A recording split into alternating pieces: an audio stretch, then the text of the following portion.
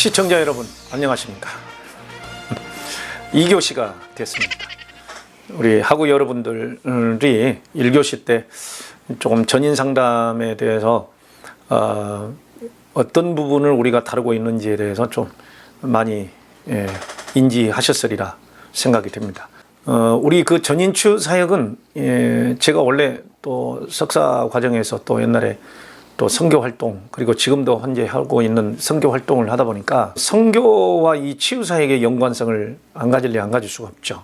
특히 이제 목회와 선교, 여기에는 치유 사역이 필수적으로 따라간다는 것이죠. 그래서 선교와 치유 사역은 사탄주의 문화를 가지고 있었던 이방 종교의 상황을 가지고 있는 그런 곳에 기독교 문화가 들어가게 되면서 오는 컬처샥, 문화 충격이라고 그러는데, 그 문화 충격과 사건들이 일어날 수밖에 없다. 이런 차원에서 그러면 치유 사역은 어떻게 해야 될 것이냐? 사탄주의 문화와 기독교 문화의 갈등, 이걸 어떻게 할 것이냐? 그 다음에 이제 야고보서 5장 14절에 보면은 선교와 목회에서 반드시 일어나는 과정이 그게 뭐냐면은 병든 자, 그 충격 갈등 과정에서 그 갈등을 가장 완화시켜 줄 수 있는 게 바로 치료입니다. 치료. 병든 자를 어떻게 할 거냐. 그 다음에 죄책감을 가지고 죄를 고백하는 사람들에 대해서는 어떻게 할 거냐. 쉽게 이야기해서 영적 갈등 가운데 귀신 들림 현상이 나타날 때 또 어떻게 할 거냐. 그리고 일상적으로 즐거워하는 사람은 어떻게 할 거냐. 나중에 이제 교재에 다 나오겠지만, 이러한 그 선교 목회적 돌봄과 치유 사역은 밀접한 연관이 있다는 것이죠. 결국은 이제 신체적인 질병에 대해서 어떻게 고칠 것이냐. 신유, 하나님이 고치시는데 어떻게 고치실 것이냐. 또 야고보서 5장 14절에 아까 말씀드렸지만 그 치료 방법이 반드시 세 가지가 들어가야 되는데, 위로, 두 번째로는 의료, 그리고 세 번째로는 기도. 이것이 바로 전인치유입니다. 여러분들이 그 신체 질병의 전인적 원인을 보면, 첫째로 몸이 병든 사람과 마음이 고통이 있는 사람과의 관계는 결코 무관하지 않다. 그걸 이제 마음이 아픈 사람이 신체적인 신경증의 문제를 가져왔을 때 몸에서 드러나는 현상들, 그걸 우리는 이제 소마토폼이라는 단어를 쓰는데 신체형 장애라는 단어를 씁니다. 그러니까 이 신체형 장애에는 또 뭐 귀신 들린 것처럼 막 발작이 일어나거나, 그 다음에 또 뭐 몸이 떨리거나, 돌아다니는 통증이 있거나, 아니면은 전환 장애처럼 갑자기 마비가 되거나, 이런 현상들이 신경증 환자에게서 나타나는 것들이 있습니다. 또 해리 장애, 다중인격이 막 나타나서 전혀 다른 인격이 나타나서 귀신 들린 것처럼 하거나, 그런 사람들의 저 밑바닥에는 항상 전인적인 원인이 있다는 거죠. 심적인 문제가 있을 수도 있고, 신체적인 가학을 통해서 고통이 치료되지 않은 채 남아있다가 발작한다든지, 또 아니면은 정말 그 대인 관계에서 오는 고통들이 결국은 나중에 특히 이제 가족 관계죠. 가족 관계나 대인 관계에서 의미 있는 타인과의 관계에서 고통을 느끼다가 나중에 정신질환으로 온다든지, 또 영적으로는 이제 하나님으로부터 거절당한 그런 가족력에서 어둠의 영들이 역사해서 귀신 들림이 와가지고 정신 착란을 일으킨다든지, 다중인격이나, 그러니까 귀신 들린 현상을 보면은 다중인격이 드러나기도 하고, 몸이 병들기도 하고, 또 발작을 일으켜서 간질병처럼 하기도 하고, 두려움이 많아서 얼굴을 쳐다보지도 못하기도 하고, 이런 것들이 이제 나타난다는 거죠. 그러다 보니까 이 신체 질병이 있을 경우에는 마음도 약해지고, 우울도 심해지고, 또 매사에 자신감이 없고, 항상 마음은 불안해하고, 또 예수를 믿든지 뭔가 종교에 의지하려고 하는 힘이 있기 때문에 하나님이 선택한 사람은 결국 질병 치료를 하나님이 직접 하실 때가 있어요. 어떤 의료적인 방법, 또 어떤 상담적인 방법, 또 아니면 말씀과 기도, 이런 방법을 통해서 그런 사람들이 주님께로 돌아오고 결국은 나중에 교회에서 중직이 되기도 하고, 이런 것들이 다 이제 하나의 선교 사역과 연관이 되는 거죠. 우리 대한민국도 대한제국 시절에 고종 황제가 재임했던 그 시절에 민영익 대감이 자상을 당해서 죽음의 직전에 있을 때 1884년도에 미국 북장로교 선교사였던 알렌 선교사가 오셔서 그 민영익 대감을 수술을 하고 그 자상을 치료해 줬죠. 심각했던 뭐 출혈과 문제가 있을 때. 그랬을 때 민영익 대감이 돈을 많이 줘서 광해원이 세워졌고 그 광해원이 지금의 세브란스 병원이 된 것 아마 여러분들은 아실 것입니다. 어떻게 보면은 대한제국 시절에 고종 이전까지 철종 또 대원군 재임 시절에도 이 쇄국 정책으로 기독교, 천주교는 우리나라에 들어올 수가 없었죠.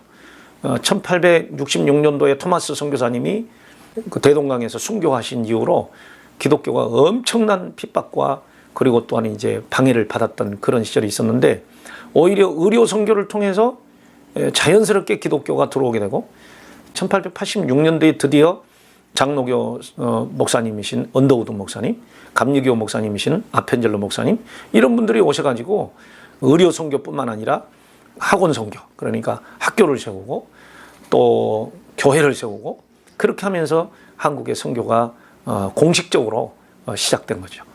그러니까 우리 전인치유 사역은 선교를 위한 하나의 사역이 되기 때문에 선교 대국을 이룬 우리 대한민국이 앞으로 전 세계에 나가서 이러한 의료 선교, 그 다음에 기도 선교, 말씀 선교 이런 거를 통해서 기독교 복음이 확장된다는 것이죠. 어떨 때는 말이죠. 우리 전인치유가 즉각적, just now, 바로 그 자리에서 치유가 될 수도 있고 동시에 이루어질 수도 있지만 어떤 사람은 점진적으로 상담을 많이 받고 기도를 많이 받고 또 치유가 많이 되어져가는 이런 상황을 우리가 볼 수도 있어요. 이거를 우리는 이제 하나의 그 NDP 이론이라는 단어를 쓰는데 정상이냐, 장애 수준이냐, 질병 수준이냐, 응? 여기에 따라서 또 그러니까 장애 수준도 얼마만큼 깊으냐, 그 다음에 또 얼마만큼 심하냐에 따라서 그 치료와 치유가 이렇게 점진적으로 될 수도 있고 어느 순간에는 성령의 역사로 그냥 바로 그 자리에서 될 수도 있고 이런 거거든요. 심리학에서는 또 이렇게 심리 상담을 할 때 항상 지금의 감정과 지금의 상황 그래서 here and now 이렇게 이야기를 하잖아요. 그래서 지금의 감정과 지금의 어떤 상황들을 인지시키고 그 인지 구조에서 문제가 있는 것은 고쳐주고 그리고 또 인지적 진단에서 뭐 감정이 상한 부분과 동시에 어떤 굳어진 생각과의 관련을 시켜서 치유해주는 이런 것도 있지만 아무튼 우리 하나님께서 하시는 사역은 성경에 보면은 바로 그 자리에서 나와서 걸어간 사람도 있고 그 다음에 또 제사장에게 가다가 질병이 치료돼서 돌아온 사람도 있고 하여튼 뭐 서서히 이렇게 되어지는 하나의 과정 이런 것들을 우리가 인정하고 이렇게 하는 것입니다. 선교사역도 마찬가지죠. 선교사역도 바로 들어가서 바로 복음을 전할 수도 있는 그런 경우도 있지만 점진적으로 그 문화적인 어떤 침투, 기독교 문화로 바꿔가고 개화시키면서 또 이렇게 선교가 되는 그런 경우도 있는데 그것도 하나의 우리는 전인 치유적인 것으로 보고 있는 것입니다. 정말 우리가 이제 이 가족 치료 하는데 가족 치료를 뭐 가정 사역 이렇게 이야기도 하고 하는데 가족 치료 우리는 정말 이 가족 치료가 굉장히 중요한 것입니다. 그래서 1세대, 2세대, 3세대를 흘러내려가는 동안에 어떤 영적인 흐름, 영적인 어떤 그 전수 과정, 그 다음에 또 체질적인 전수 과정, 그리고 또 그 가정 문화의 전수 과정, 이런 과정을 통해서 어떤 우상 문화나 사탄 문화가 이렇게 젖어 있는 그런 가정에 복음이 들어가는 것은 성경에서 말하는 문화 충격이 그대로 드러나게 돼 있죠. 어떤 한 사람이 그 가정에서 예수를 믿을 때 기독교인이 됐을 때 오는 그 충격은 그동안에 수많은 세월 동안 굳어져 있던 그 가정 문화를 깨트리면서 그 가정을 장악하고 있는 어둠의 세력을 깨트려야 되는 그런 상황이니까 성경 마태복음 제16장 18절에서는 음부의 권세라는 단어를 씁니다. 근데 음부의 권세는 원래 원어적으로 보면은 지옥의 대문이 무너진다. 이 하드웨어가 완전히 영적인 프레임에 갇혀져 있고 거기에 가족들이 전부 다 이 종속이 되어 있어서 우상을 섬기고 조상제사를 섬기고 다른 어떤 사탄 문화를 가지고 있다가 그 가운데서 한 사람이 그리스도의 복음을 접하고 복음을 증거하게 될 때는 예정된 고난이 이미 그 개인에게는 있도록 되어 있는 것입니다. 그러니 그 문화 충격과 영적 충격과 충돌이 드러나게 되어 있거든요. 그러니까 우리 전인치유사역은 그러한 충격과 충돌에서 고통당하는 사람들을 위로해주고, 그리고 또 성령의 역사하심을 맛보게 해주고, 그리고 상담을 통해서 가야 할 길을 코청해 줄 때 그렇게 좌절하고 낙심해 있던 그리스도인이 강건해지고 굳세지는 목회 상담과 돌봄의 어떤 그런 자리에 들어가게 되는 거죠. 자, 그 다음에 이제 우리가 정서장애 상담과 치유를 8쪽에서 교재 여러분들이 8쪽에 보시면 정서장애 상담과 치유다. 아까도 이제 말씀을 드렸지만 지금 1교시에서 했던 거를 다시 재정리해서 해드리는 거니까 이해하시고 보시면 되겠습니다. 그래서 정신질병의 종류, 정서적인 문제 이런 것들을 우리가 이제 다루게 되는 겁니다. 그래서 신경증과 정신증의 분류 이렇게 되어 있는데 여러분들이 아까 제가 잠깐 언급했듯이 APA에서 DSM-5 그러니까 정신질환 통계 편람이라는 게 있어요. 정신질환 통계 편람이 최근에는 이제 DSM-5가 이게 분류가 되어 있어서 저는 그렇게 이야기를 합니다. 교회 안에서는 이 정신적인 문제도 다루는 절대적인 이 치유사역이 필요하다.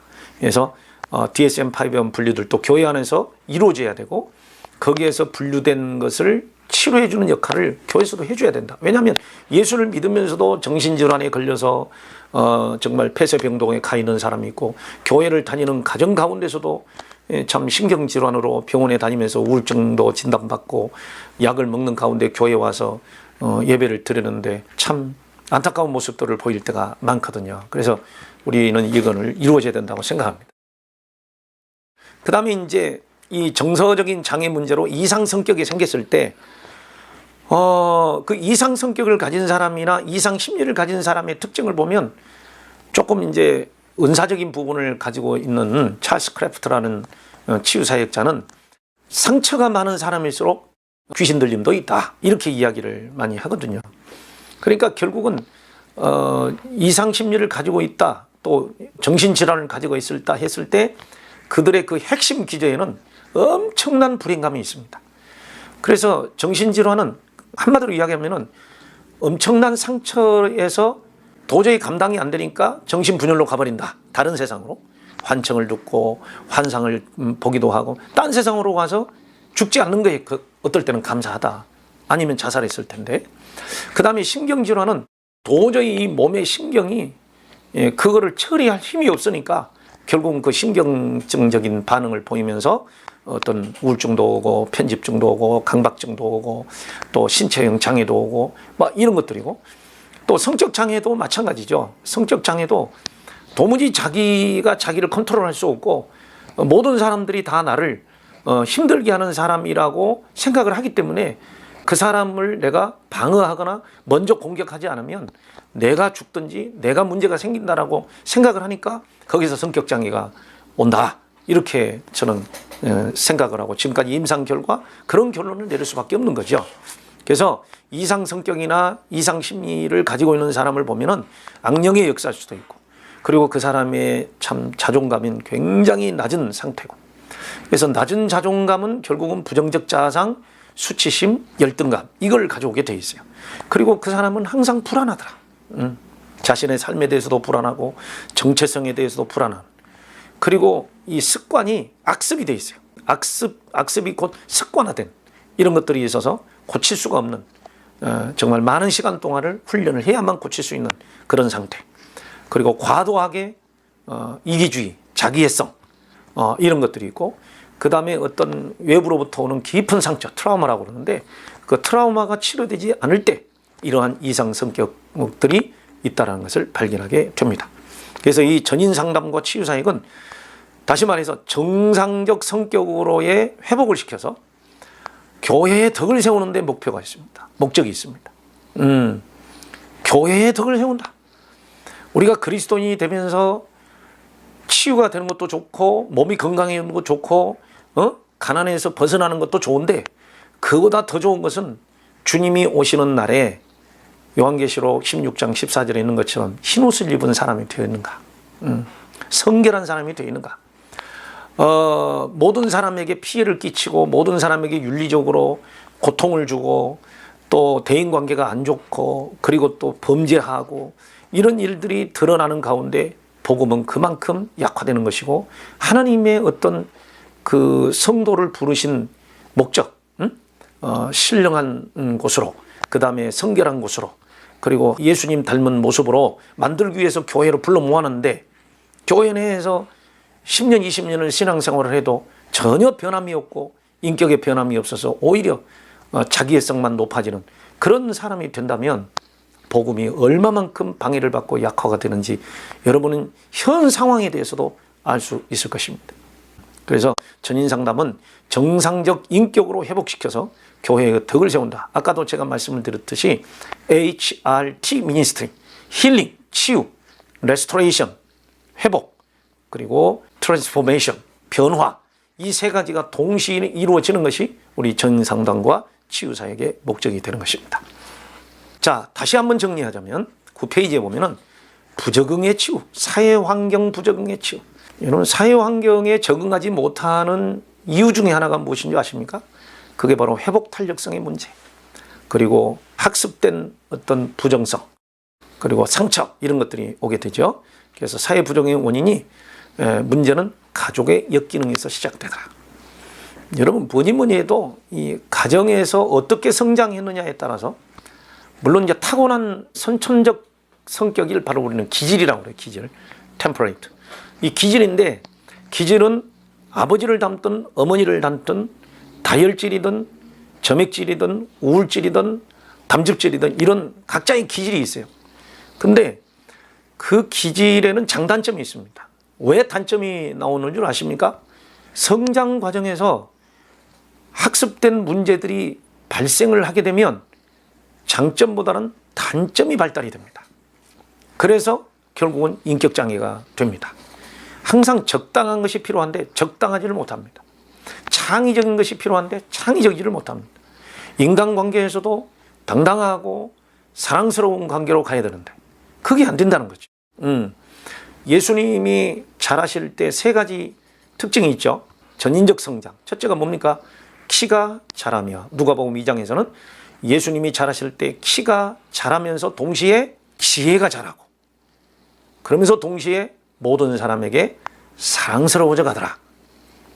우리 크리스찬들 뿐만 아니라 하나님의 자녀들, 가족에서 자라는 하나님의 자녀들은 신장도 보편적 수준으로 사회생활하는데 적응할 수 있도록 키도 자라듯이 육체적, 신체적 성장이 필요하고, 두 번째로 심리적 성장이 필요합니다. 그래서 지혜가 필요하다. 지성에는 지식, 지혜, 지각, 이 세 가지가 있죠. 지식은 정보력입니다. 지혜는 능력입니다. 지각은 분별력입니다. 이 세 가지가 동일하게 성장을 해야 세 번째가 모든 사람과 더불어 살 수 있는 인성이 되는 거죠. 예수님이 모든 사람에게 사랑스러워 가더라. 사랑스럽다는 것은 재능도 있을 뿐만 아니라 인품이 모든 사람을 수용하고 그리고 배울 수 있고, 모든 사람에게 예수님의 그 온유하심과 겸손하심이 전달이 됐기 때문에 모든 사람이 주님을 볼 때 사랑스러웠다. 다시 말해서 성품이 아주 좋았다는 거죠. 우리는 성품이 좋아야 되는데, 저도 역시 성품이 안 좋은 부분이 있어서 참 많은 지적을 당하고 힘들지만, 치유사역을 하면서 내가 얼마나 예수님을 닮은 부분이 너무 부족하다, 이거를 느끼면서 기도를 많이 하고 있습니다. 여러분, 성품이 좋아야 하나님 앞에 사랑받고 모든 사람 앞에 사랑받습니다. 결국은 이 성품이 병들면 바로 이 인격장애, 성격장애라고 그렇게 해서 사회생활에 악영향을 미치게 되어 있습니다. 결국은 하나님과의 관계와 대인관계 문제를 우리가 같이 다루게 됩니다. 우리 전인상담은 하나님과의 관계만으로, 수직적 관계만으로 절대로 전인상담이 되지 않습니다. 하나님과의 관계는 좋은데 인간관계가 이게 문제가 되는 경우가 있어요. 제가 이제 전인 치유를 하고 전인 상담을 하다 보면 어떤 사람은 자기는 하나님 앞에 모든 기도를 통해서 다 해결됐다고 합니다. 난 세상에서 제일 무섭고 힘든 사람이 기도해서 다 해결했다는 사람이 제일 무섭습니다. 왜 그런 줄 아십니까? 기도에서 하나님과의 관계는 좋은 줄 모르나 인간관계에서는 너무 율법화되어 있고 자기 인식만 되어 있습니다. 말이 안 통합니다. 감정이 안 통합니다. 그러니까 뭐 기도에서 해결했고 말씀으로 해결만 했다는 사람들을 보면 이 상담이 되지를 않습니다. 왜 그러느냐? 공감성이 떨어집니다. 그리고 자기의 어떤 그 지식에만 편견에만 가득 차 있습니다. 그래서 이 교회 안에서 가르칠 수 있는 게 융통성과 수용성을 가르쳐야 되는데 오늘날 그것이 되지 않으면 정말 대인관계에도 하나님 관계도 문제가 되고 가족 관계에도 문제가 되게 되어 있습니다. 결국은 하나님과의 관계와 대인관계에서 우리가 느낄 수 있는 것이 뭡니까? 어느 정도 회복이 되면 서로 상대방에 대한 신뢰감이 넘치는 겁니다. 신뢰감보다 더 중요한 게 뭔 줄 아십니까? 가족 간의 친밀감입니다. 가족 간의 친밀감은 애착관계, 그래서 신체적인 애착, 쓰다듬어줌, 안아줌, 만져줌, 심적인 애착, 공감, 그리고 감정소통, 심적인 애착, 그리고 사회적인 애착, 의사소통, 이런 것들이 회복돼야만 어디를 가든지 사람들과의 관계가 사회성이 있고 은혜로운 관계가 되지 않겠습니까?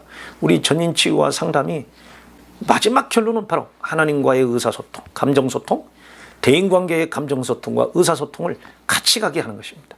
아주 중요한 문제입니다. 그 다음에 이제 오늘 수업의 마지막 시간들인데 뭐 전인치유 하면은 전부 다 영에 대한 관심이 많아요. 응? 어떻게 영적인 부분을 다루는가 관심이 많은데 여러분 우리는 어쩔 수 없이 우리 내면에는 성령의 역사와 악령의 역사가 함께 혼재되어 있다고 생각하시면 돼요. 성령은 뭐 삼위일체 하나님, 성부, 성자, 성령이신데 성령께서 성부 하나님을 증거하시고 성자 예수 그리스도의 구원을 증거하시고 그리고 우리의 연약함을 도우시고 우리의 길을 인도하시는 것으로 로마서 8장 1절에서부터 29절까지 쭉 나와 있는 거 다 아시죠? 근데 악한 영도 우리 영혼을 붙잡고 그리스도인들을 공격, 미혹, 참소하는 것도 여러분 아시죠? 그래서 악령 하면은 뭘까요? 사탄, 마귀, 귀신. 근데 되게 성경을 전체적으로 쭉 보면 사탄은 우리의 구원을 방해하고 하나님의 사역을 방해하는데 우두머리로 역할을 하고 마귀는 대개가 보면은 우리의 영혼의 부분에서 인격적인 부분, 특히 내면의 인격, 그러니까 생각, 감정, 의지 이런 거를 붙들고 그리스도를 대적하게 한다든지 어떤 마음의 상처를 못 풀게 한다든지 용서를 못하게 한다든지 이런 거를 붙들고 있어요. 뭐 대표적으로 에베소서 4장 26절에 보면은 분을 품어도 죄를 짓지 말며 해가 지도록 분을 품지 말고 27절에 마귀가 틈을 타지 못하게 하라. 요한복음 제 13장 3절에도 마귀가 생각을 집어넣었다 이렇게 돼 있고 고린도전서 7장 5절에 보시면 부부가 서로 갈등할 때 마귀가 또 틈을 탄다. 그러니까 갈등, 어떤 생각, 감정 이런 것들을 붙잡고 견고한 진으로 우리를 장악하고 있는 세력을 마귀의 세력. 그 다음에 세 번째로는 이제 귀신의 세력이 있는데 이 귀신의 출처는 뭐 다른 데 없어요. 요한계시록 16장 13절 14절에 보면은 성경에서 유일하게 귀신의 출처가 나옵니다. 그래서 개구리같이 새 더러운 영이 있는데 뭐 용의 입에서 귀신이 나오고 짐승의 입에서 귀신이 나오고 그리고 거짓 선지자 요즘 말하는 뭐 이단, 사이비 이런 데서 귀신이 나온다. 이렇게 지금 성경은 기록하고 있으면서 그 귀신들은 마지막 때에 하나님을 대적하기 위해서 그리스도의 교회를 대적하기 위해서 한 곳에 모이더라. 이렇게 지금 기록이 되어 있거든요. 그러니까 지금 세대에 우리가 예수를 믿는다고 해서 악령이 확실하게 떠나버리면 얼마나 감사하겠어. 그러면 영적 전쟁도 필요 없고 완전히 깨끗해져 버렸다고 그러면 우리의 성화라는 것도 그렇게 필요가 없어요. 개혁주의 신학에서의 그 영적 전쟁은 죄와의 싸움이고 오순절 계통과 그 다음에 은사주의 입장에서는 실제적으로 귀신과의 싸움 이렇게 이야기를 하는데 개혁주의 입장이든 오순절 입장이든 간에 영적 싸움은 죄와 악령의 관계, 그리고 심지어 우리가 가지고 있는 육체의 욕심, 심플레이처, 죄의 본성, 이런 것들과의 싸움이 곧 영적 싸움이거든요. 그 영적 싸움을 지배해서 이기는 쪽으로 악령에게 끌려가든지 성령에 끌려가든지 둘 중에 하나가 되는 겁니다. 그런데 대개가 악령으로부터 억압당한 사람들을 해방시키는 방법이 그리스도 예수의 이름으로 하나님의 말씀에 의하여 또 성령의 능력으로 이렇게 해방된다고 그러는데, 우리 전치유 사역은 바로 이 악령의 공격과 미혹과 참소를 우리는 이제 억압이라고 그런다면은 그 억압에서 해방시키는 사역이 우리 전치유 사역입니다. 첫째, 인간은 타락한 인간은 온전하지를 못하기 때문에 자기 조절 능력을 상실한 상태가 됩니다. 인간의 무능성, 그 인간의 무능성을 악령이 붙잡고 있는 거죠.